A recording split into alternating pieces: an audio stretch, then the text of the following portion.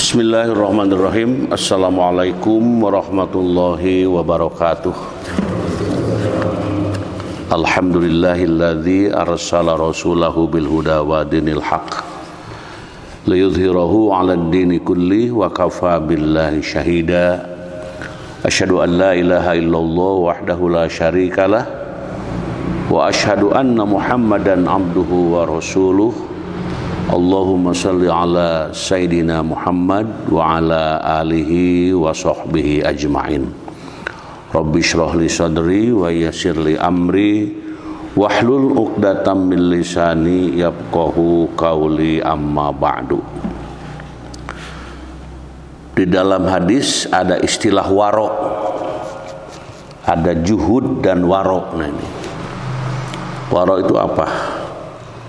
Waro itu berhati-hati dan teliti dalam menjalankan agama dan menjaga hukum-hukumnya hingga perkara yang sekecil-kecilnya. Itu namanya waro. Jadi berhati-hati ya. Berhati-hati dan teliti dalam menjalankan agama. Jadi apa yang dilaksanakan, yang dilakukan oleh hamba Allah harus bersumber dari sumber yang betul-betul dari Quran dan Sunnah. Nah itu yang paling pokok.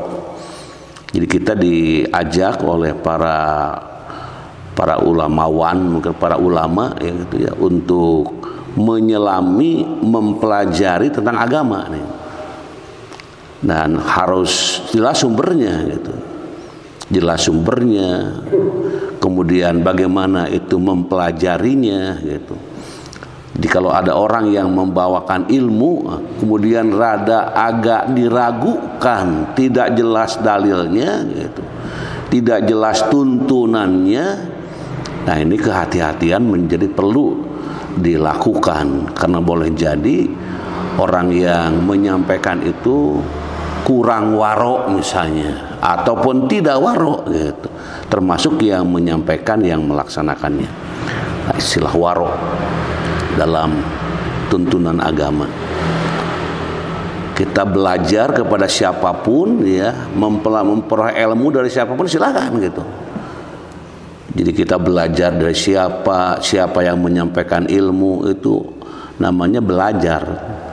Kemudian nanti bagaimana hasil belajar itu yang kita simak, yang kita pahami. Seperti di sini hadis yang mengungkapkan tentang Anin Nu'man bin Bashir radhiyallahu anhu maqala sami'tu Rasulullah sallallahu alaihi wasallam yaqul wa ahwan Nu'man bi isba'ihi ila uzunaihi innal halala bayyinun wal harama bayyinun tuh wa bainahuma mushtabihatun la ya'lamahunna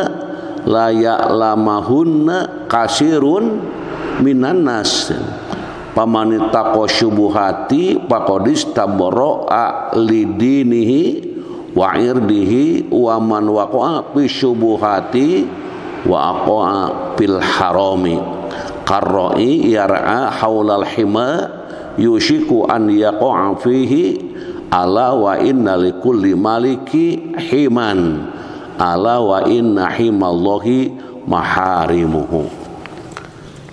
Hadisnya panjang. Dari Nu'man bin Bashir radhiyallahu an, ia berkata, saya pernah mendengar Rasulullah SAW bersabda, dan Nu'man mengangkat dua telunjuknya pada dua telinganya. Sesungguhnya yang halal itu nyata dan yang haram itu pun nyata, dan di antara keduanya adalah syubhat. Nah ini urusan tadi waro itu ya, ada masalah halal sudah jelas, masalah haram sudah jelas gitu.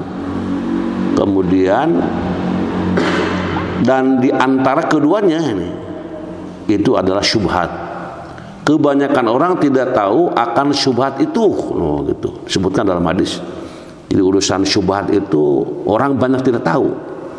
Padahal yang haram sudah jelas, yang halal sudah jelas, dan ada lagi satu yang tidak jelas ini, yang disebut dengan syubhat, seperti halal gitu ya, atau seperti haram. Nah ini. Nah padahal tadi yang haram sudah jelas, yang halal sudah jelas. Tapi ketika terjadi sesuatu hal yang membuat dirinya tidak jelas, bahkan hal ini pun tidak paham gitu, nah itulah yang dikatakan di antara keduanya adalah syubhat. Kemudian barang siapa yang menjaga dirinya dari syubhat, nah ini, saya takut syubhat gitu ya, nggak jelas ini silakan, ini halal nggak, haram nggak, ini nggak jelas ini, saya lebih baik menjaga. Nah dikatakan dari sini, barang siapa yang menjaga dirinya dari syubhat, sungguh ia bersih dalam agamanya dan kehormatannya. Nah ini di urusan halal, urusan haram, nah kemudian syubhat. Nah ini kalau menjaga diri gitu ya, saya takut masuk ke dalam syubhat, maka saya tinggalkan. Sungguh ia bersih dalam agamanya dan kehormatannya. Dan barang siapa yang jatuh pada syubhat, niscaya ia jatuh pada yang haram. Misalnya masalah makanan, masalah pakaian, masalah perbuatan gitu ya. Ini nggak jelas, nggak apa-apa lah, nggak apa-apa misalnya. Nah nggak apa-apa itu dari sisi apa ini gitu ya. Nah ini namanya syubhat. Jadi menjaga diri tadi waro ya, hati-hati itu.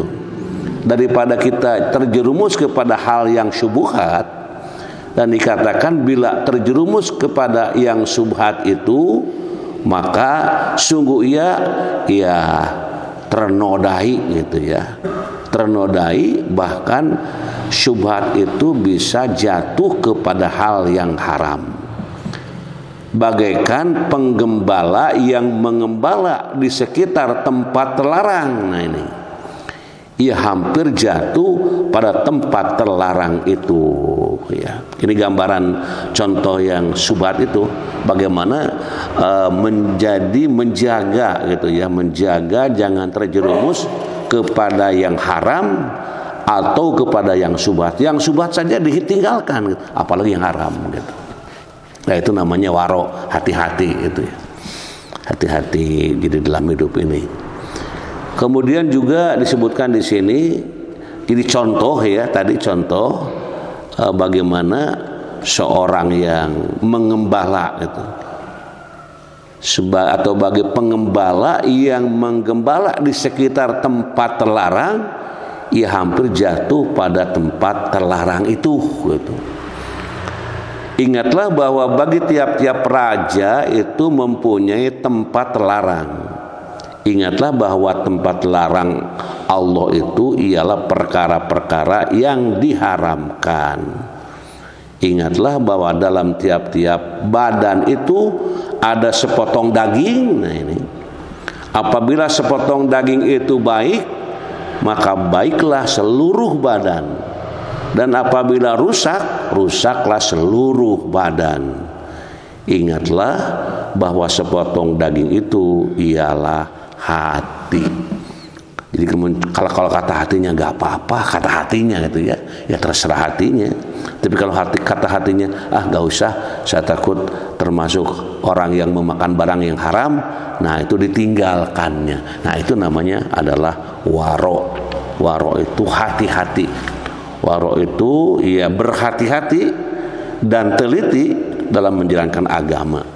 Nah barusan urusan barang yang haram, yang halal, yang syubhat itu adalah dibahas dalam hadis ini tentang bab waro dan juga tentang bab juhud. Nah, itu.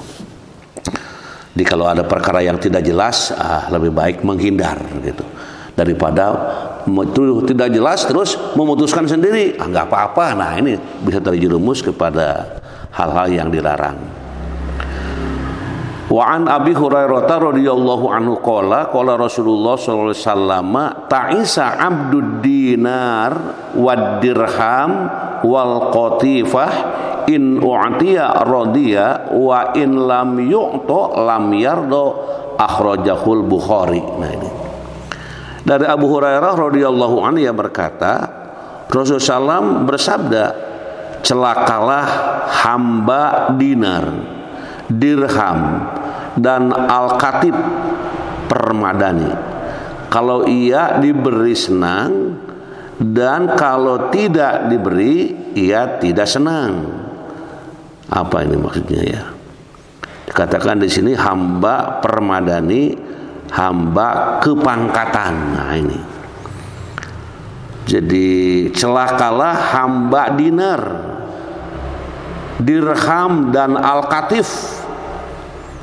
Kalau ia diberi senang, dan kalau tidak diberi ia tidak senang. Nah ini urusan ya kehati-hatian juga ya. Judulnya celakalah hamba dinar. Hamba dinar itu orang yang dikatakan tadi hamba yang mendapatkan peluang, mungkin kesempatan gitu ya.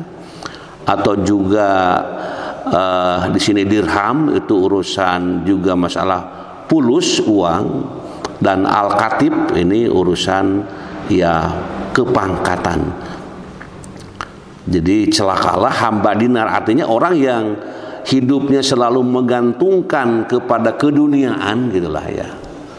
Jadi menggantungkan segala keduniaan, ke segala perkara yang bersifatnya keduniaan.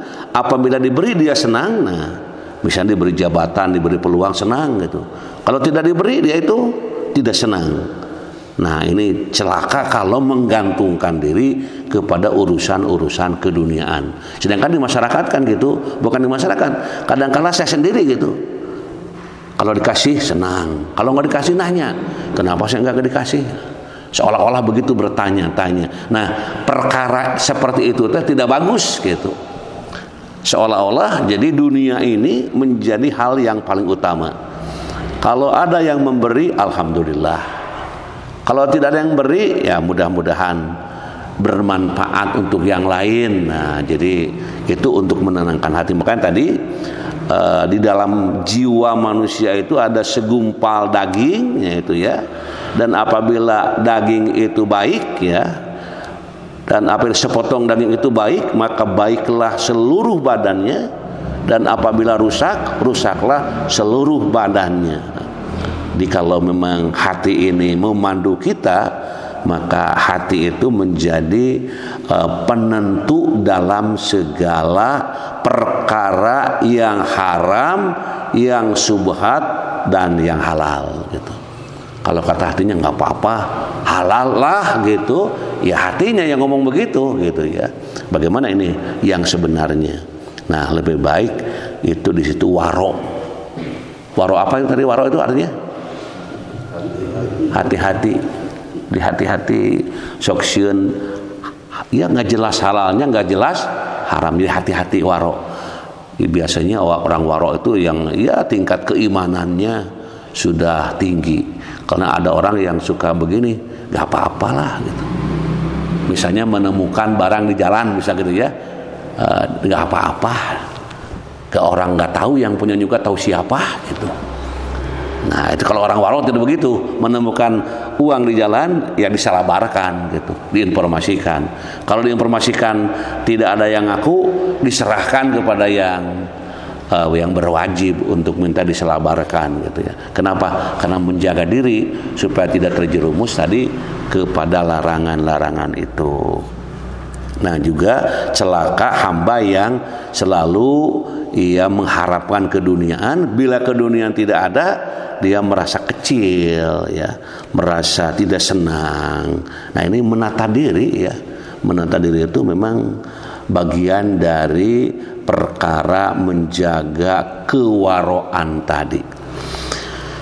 Nah itulah ya hadis yang kita baca pada pagi hari ini. Jadi semuanya itu urusan kehati-hatian. Ini seperti agak sulit memahaminya, tapi kalau pelan-pelan gitu ya, itu oh ini, nah ini waro gitu. Nah juga ada yang hati-hati juga kalau sholat di masjid misalnya, tidak pakai sarung gitu. Terus ada sarung ngalumuk gitu, nggak tahu sarung siapa gitu, kadang-kadang dipakai gitu. Ini halal tidak? Tapi kalau diumumkan sarung untuk dipakai bagi yang tidak membawa atau memakai ya misalnya penutup aurat yang siap gitu. Tidak bawa itu gitu. Atau misalnya kita ke tempat buang air kecil, kencing begitu, kemudian percikannya kepada celana gitu. Gitu ya. Terus masuk masjid, aduh ya najis ya. Tapi di masjid di juru aya sarung, ting sarung saha, pakai begitu lah. Nah itu termasuk salah satu hati-hati gitu. Hati-hati, jangan begini, ya kebenaran aya sarung nih, ting nu saha nu penting mah pakai we. Nah itu tidak hati-hati gitu. Makanya kalau orang yang datang ke masjid tidak pakai sarung misalnya, terus nanya kepada yang di masjid, ada sarung? Ada. Dan di masjid kita, Pak Opik ada sarung? Ada ya. Karena jalan mika dia pakai sontong. Ya, kenapa? Pada sholat. Tapi tidak ada sarung. Boleh dipinjamkan. Dan kalau ada yang nitip sarung di masjid itu bagus itu. Tapi harus dijaga, jangan sampai sarung itu bau hapek gitu ya. Mukena tidak terurus. Nah di sini saya kira mukena itu banyak di kita dulu ada yang ngasih ya. Nah ini mesti dipelihara. Dipelihara ketika nanti ada orang pinjam itu nikmat memakainya dan khusyuk mungkin dalam keadaannya. Nah itu dua hadis yang kita baca pada pagi hari ini tentang waro tadi dan juhud dan waro. Mudah-mudahan pengajian kita diridhoi Allah Subhanahu wa taala.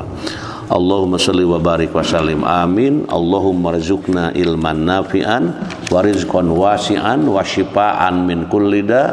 Allahumma yassir umurana, Allahumma faqihna fid din waghfir lana wa liwalidaina warhamhuma kama rabbayana shigara. Rabbana hablana min azwajina wa dzurriyyatina qurrata a'yun waj'alna lil muttaqina imama. Rabbana atina min ladunka rahmah wa hayyi lana min amrina rasyada. Rabbana atina fid dunya hasanah wa fil akhirati hasanah wa qina adzabannar wa adkhilnal jannata ma'al abrar ya aziz ya ghaffar ya rabbal alamin. Subhana rabbika rabbil izzati amma yasifun wa salamun alal mursalin walhamdulillahi rabbil alamin. Subhanakallahumma wa bihamdika asyhadu an la ilaha illa anta astaghfiruka wa atubu ilaik. Wassalamualaikum warahmatullahi wabarakatuh.